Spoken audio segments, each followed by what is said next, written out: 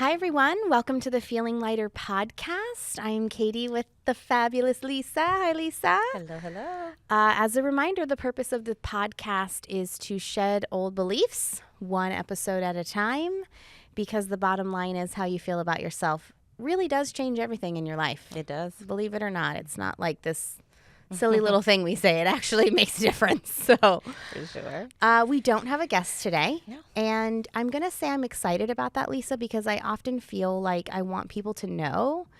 WeShape is the sponsors, I'm one of the co-founders of WeShape, and the birth of the Feeling Lighter podcast came from WeShape. So we're deeply intertwined.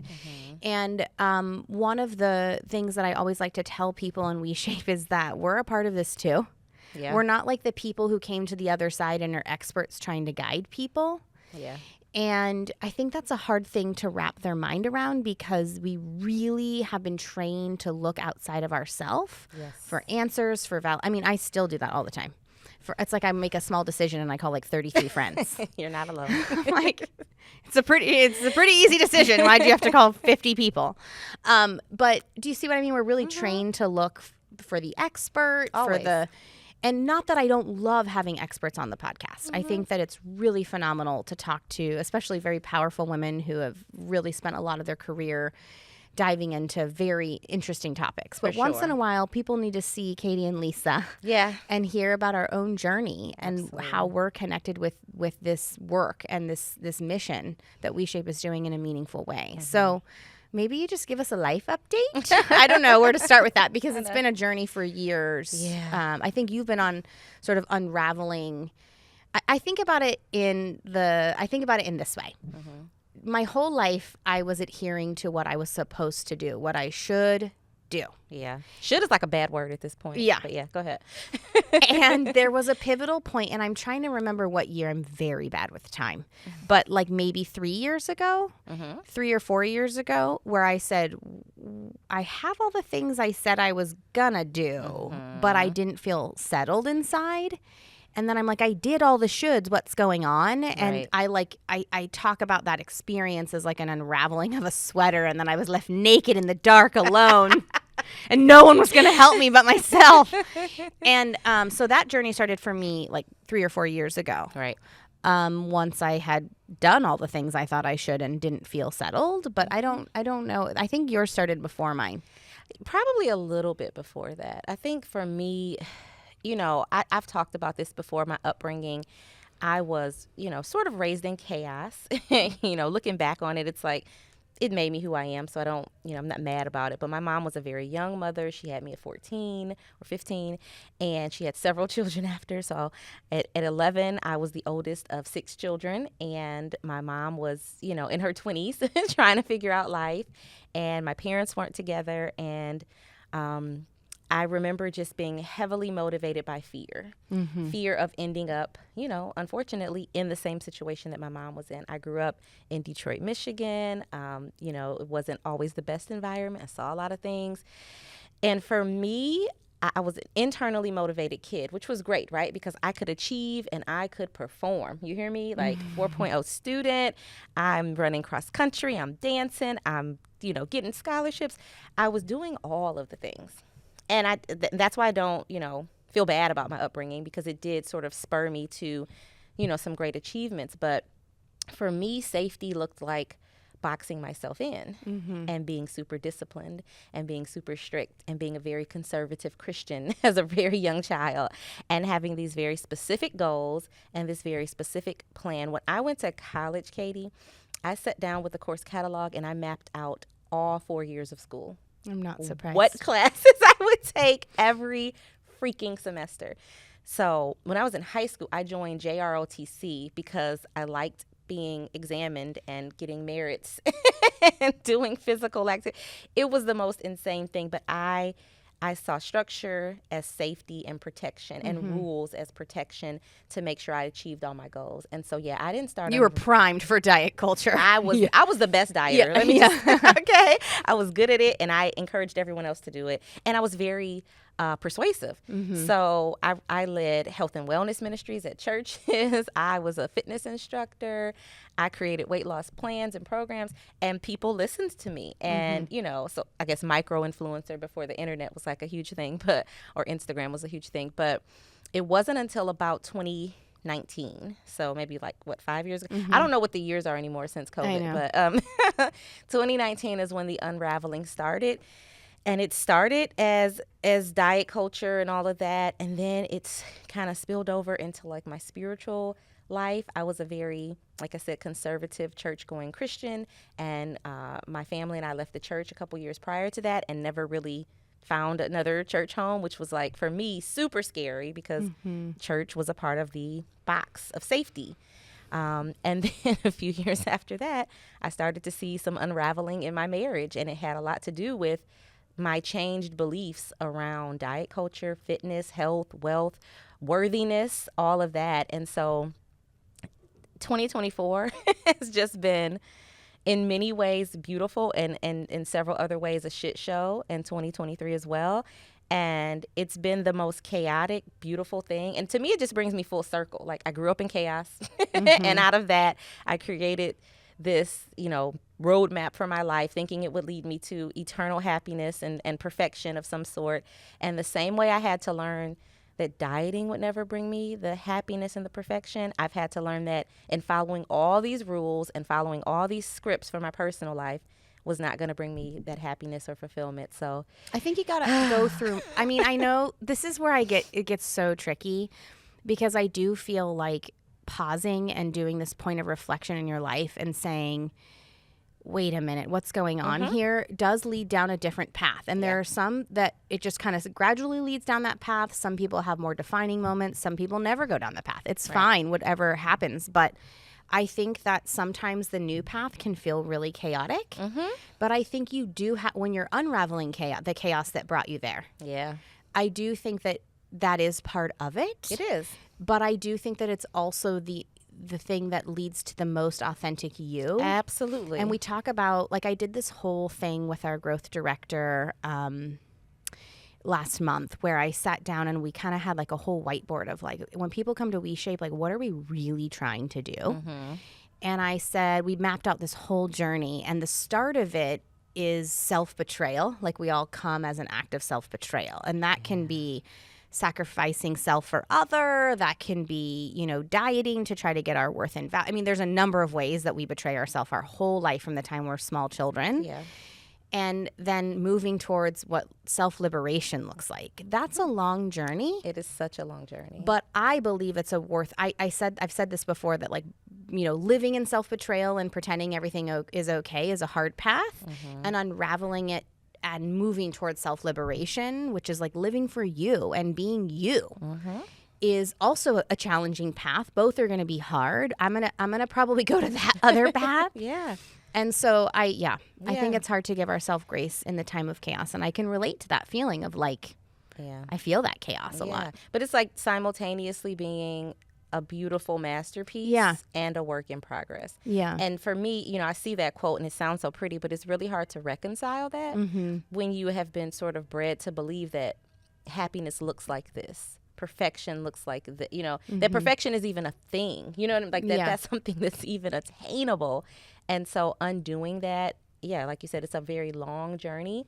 And we go about it in different ways. Sometimes we take breaks on the journey and it's too much, it's too heavy, but getting back to it despite the challenges is absolutely worth it. And I would pick this path over and over again. Even 5-6 years in, seeing how difficult it has been for me, I would still do it. Yeah, and it's funny, I connected with Lisa because she's a physical therapist, and a lot of what we do at WeShape is movement-centered stuff. And my co-founder, Tyler, had said, I wish we had someone else who could help with some of the movement stuff, but and truth be told, he just holds such a high standard for what quality movement means and the understanding of all of it. And I said, I found someone who can help us with the movement. He said, I don't know if I believe you. And I said, no. And then he saw your, and he was like, oh, you did find someone. So that's originally how we kind of met, was Yeah. I was like, can you help us with our movement stuff?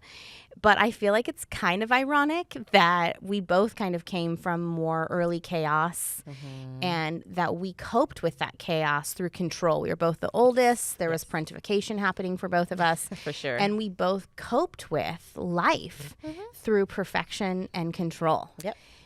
I mean, in similar ways, also in different ways. So I don't think it's coincidence that we wind up in these chairs together, because I think also a lot of women can relate to the feeling of like, if I can just control it all, Yeah. I'll be safe. then I'll be safe. Yeah, for sure. And There's no coincidence. I don't even believe in coincidences Yeah. anymore. Like, everything is like divinely orchestrated in some way. So I don't, for sure. I'm with you there. And it's hard to say, like, I'm messy. Do you know what I mean? Yeah. When you have bred your entire identity on my life is together, here's my plan, I have control, and I know what I'm doing. We are both like super organized. Can't go into a container store without like supervision. Yeah, I have like 3 label makers at home. The label makers labeled. Like we're talking really high levels of control. Yeah. And I have this picture in my bathroom of this like these hands like separating, and it says let go. Like, and I have to look at it every day, and I'm like, just let go, God. You know, it's like, and it's funny. I was telling you before we started this episode, I've talked about this once on the podcast a really long time ago. I don't even know if the episode's still out there, but I was afraid to tell people that I had a vomit phobia. Oh, wow. And the irony is I didn't really have to face that phobia until like my oldest is not, she doesn't really throw up. And so it was funny when I started down this journey of like, I kind of want to discover who I really am, and unravel the person that I thought I should be. Right. And I want to better understand who I really am, and what like life really means to me on my own terms. I don't think it's coincidence that we started getting stomach bug after stomach bug after stomach. I mean, like, we've had so many in the last 3 years. And each time I go a little closer. Like before, I was like, I'm fine. I'm just like sit in a room and shake. And then the next time I was like, oh, you could actually like get help for this. And then anyway, so of course this week, people in my house got a stomach bug, and I couldn't hold it together. Like, I'll just be honest. Like, I physically couldn't hold it together anymore. And I don't think that that's coincidence, because the work I'm doing is all about letting go and just like being messy. Being messy, yeah. And honest. And I called one of my friends and I said, I'm a wreck. I haven't eaten food in days because I'm afraid I'm going to throw it up if I get sick. I haven't slept in days because I'm afraid someone's going to wake up in the middle of the night. And like, I totally see how unhealthy this is. I admit that I have a problem, and I'm scared to even send you this voice memo, even though she's like my best friend of like, I don't even know, 14 years. And this is what I said to her. I said, it's because I'm already feel so messy that I feel like I can't have another problem. I can't have anxiety and this and a phobia. Like, I'm already maxed out as a human being with how messy I can be. So like, acknowledging this to you means that I have to acknowledge that I'm even messier than we once thought. And I was like, how funny is that? Like, to think that, I don't know. I just think it's not coincidence that all of that happens. It's not. But then think, it's like all the judgment you're holding for yourself. Because if your friend came and said these things, oh, never. You hold space for her. I would totally hold space for her. I would never judge her. You're like, how can I help? How can I support you? You'll be online researching shit and ideas. But when it's us, why don't we give ourselves that? Like, what is that thing that makes us like expect perfection from ourselves and not to need other people and to just be able to figure the shit out and pull ourselves? Like, what are we doing? Well, I think it's because our coping mechanism was control. And I was so good at it that I did have my life, quote unquote, if you're watching this on film, quote unquote, under control, because I didn't let those parts out. So when I told her that, I said, I feel like I'm getting worse.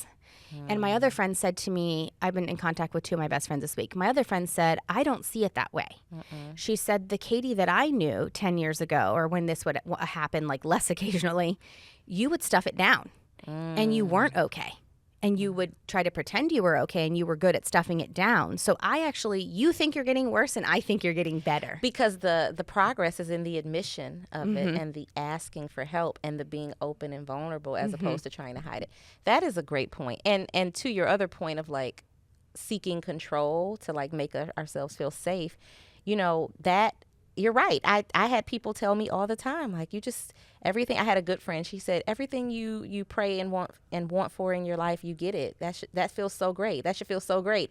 And I was like, yeah, it does. And then I was like, does it? It's like, wait a minute, because then you have to re-examine your whole life goals, your whole life plan, like, you know, achieving all the things, getting married, having the kids, owning the homes, you know, starting the business, and then look at yourself and realize, like, this maybe wasn't exactly my dream. It might have sort of been inadvertently implanted in me, and what I saw as an escape from chaos and scariness and not being safe. And it's so ironic to then like get the things and still feel unsafe and recognize like you're not even in a good situation. You're not even in a healthy situation because you were just doing what you thought you were supposed to do. And I think it's particularly true for women growing up in, you know, in a very patriarchal society that just kind of wheels us to like, go get married, go have babies, go, you know, this will be the most fulfilling part of your life. And I'm not taking anything away from that. I do find a lot of fulfillment in motherhood. I'll be very honest. I have not found a lot of fulfillment in marriage, but I know people who have. So I'm not saying that it's the wrong path for anyone, but it's really, I think the important piece is start learning and understanding who you are and what you really want and how you can thrive best to decide if you even do want that thing, in this case, marriage, and who you would want that thing with so that it really makes sense for who you are. And it goes back to like being selfish. And that's so like frowned upon in our society, especially for women. Like, how dare you? You're supposed to self-sacrifice and be a martyr and give to everyone and take care of everyone. And then, you know, self-betrayal. Yeah. Hopefully on the back end, someone will take care of you. But really, so shifting to being a little bit more selfish and centering my own needs and centering my own joy. Again, it's this sweater unraveling. We're like, oh, my whole life is about to be completely different because I'm centering myself now. And that is beautiful and then scary as hell at the same time. So. And, you know, yeah, I think that, like, I'm afraid of mess. Yeah. Figuratively and literally. Same. In my home. Oh, yeah. my God. And that is a coping mechanism. And I think the hard thing is that when we do control, it's tricky because it's actually like positively reinforced in a lot of ways. Yeah, people like, I had someone message me on Instagram. I just posted a video. She's like, I am so impressed about how tidy you keep your house. And I was looking around. Now, it was clean-ish, but you know, there was dishes out. Like, there was still stuff out. But I was like, oh, really? Is it tidy to you? Like, because I have these standards for myself with cleanliness, and I've had to just pull back and let go. My daughter had a sleepover for her birthday a few weeks ago, and it was the whole like preppy thing with the air mattresses and the little balloon arches and tents, and it was just super cute, and she had a great time. After the sleepover, these 11-year-old girls like trashed this room, okay? And I went down there and I was like, breathe, breathe, breathe. I took a quick video and I left, and I didn't go back downstairs for 4 days until somebody else started, because I couldn't even like see it again. It was too overwhelming. And yeah, mess is really hard to accept, literally and figuratively, in both of our lives. I couldn't even see it again. I had to have someone else like start the cleaning so I could go back down there and be okay. When people tell me like, oh, your house is so clean, I go, now I'm starting to say something different. Instead of thank you, I'm starting to say, thanks so much. It's rooted in a lot of trauma and control. Because it is. It is. My house, when you come to my home, it's clean because it's rooted in trauma and control. That's my outlet for controlling something. That's the outlet I still give myself. Maybe one day I will, you know. You are a masterpiece and a work in progress, Katie.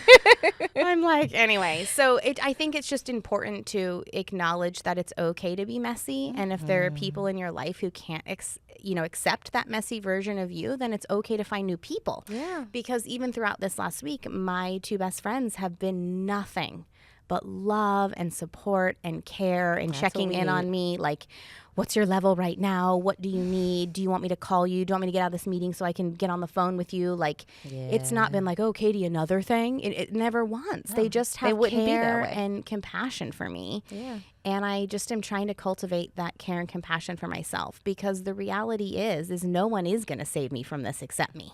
That is true. And so I think it's important to realize that we have to be our own biggest advocates. And I was thinking about what you said just around like I always think about like I can define in my own life why I needed control from the early chaotic years of my life.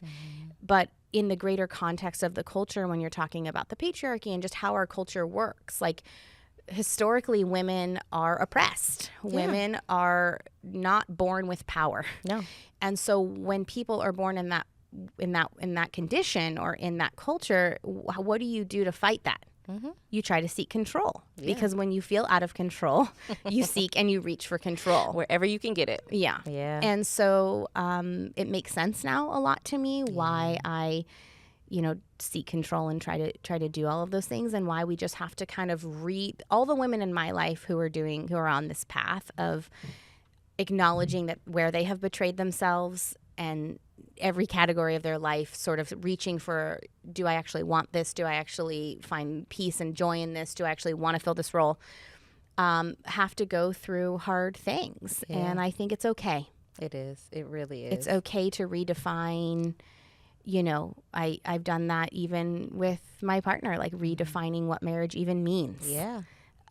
Because I'm with you. Even like it's kind of like redefining what motherhood means for me, redefining what career means for me, redefining what my relationship with my body means, redefining what marriage means. And it's like you said, nothing against other people's values. It's just like I need to define what that means for me, regardless of people's reactions. Yeah, because I was looking outside of myself for those values and for those roles and those decisions.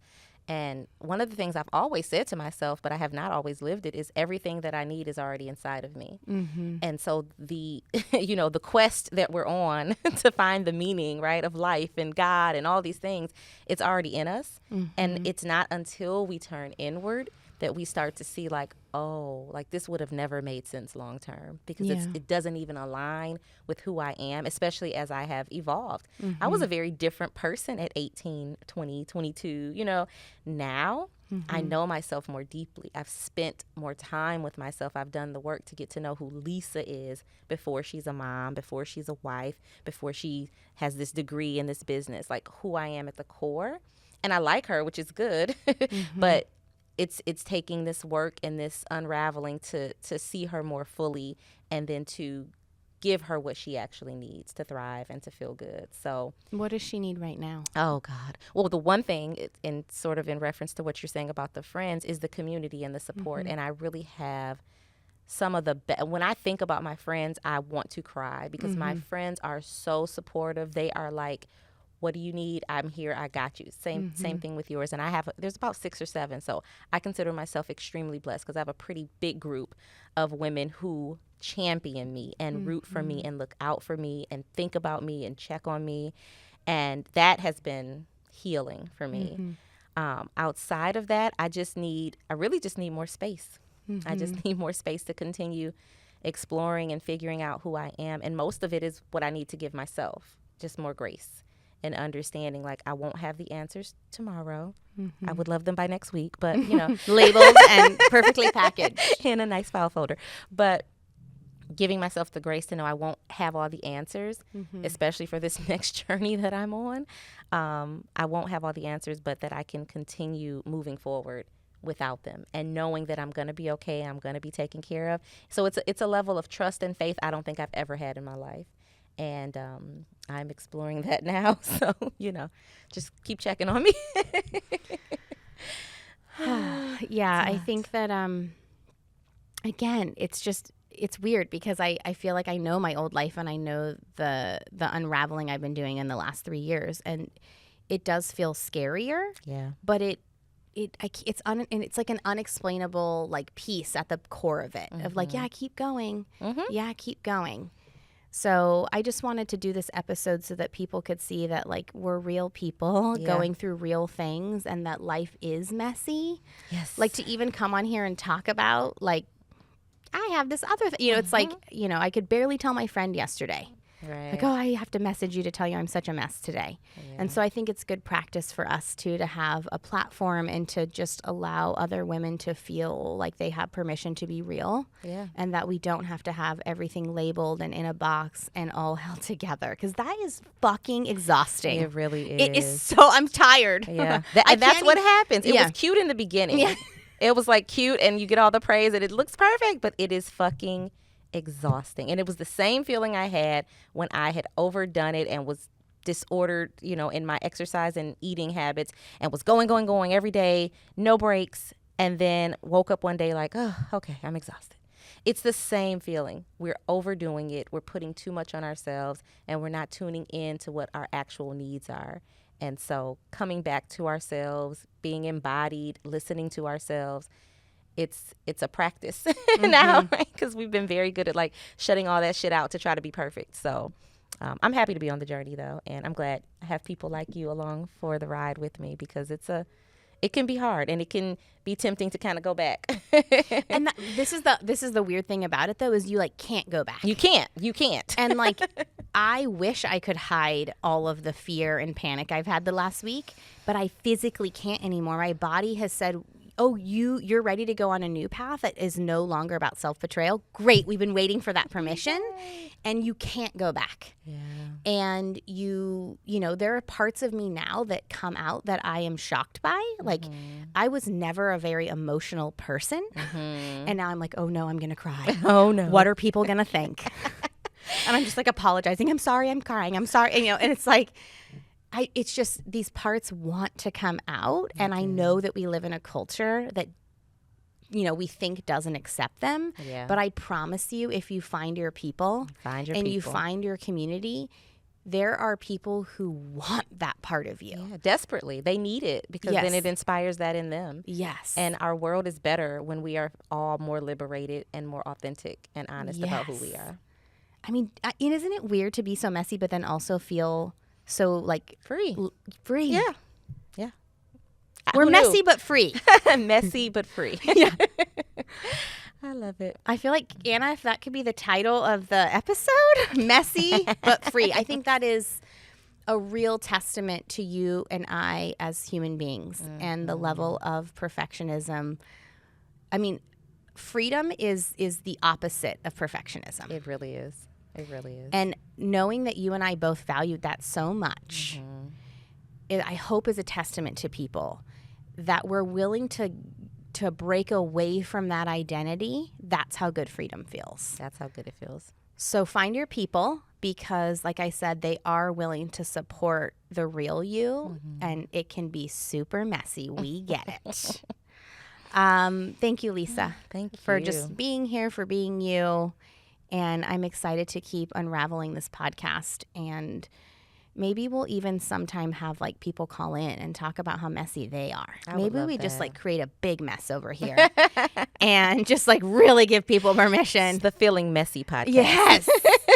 I love it. It's okay to be messy. Right. All right, Lisa.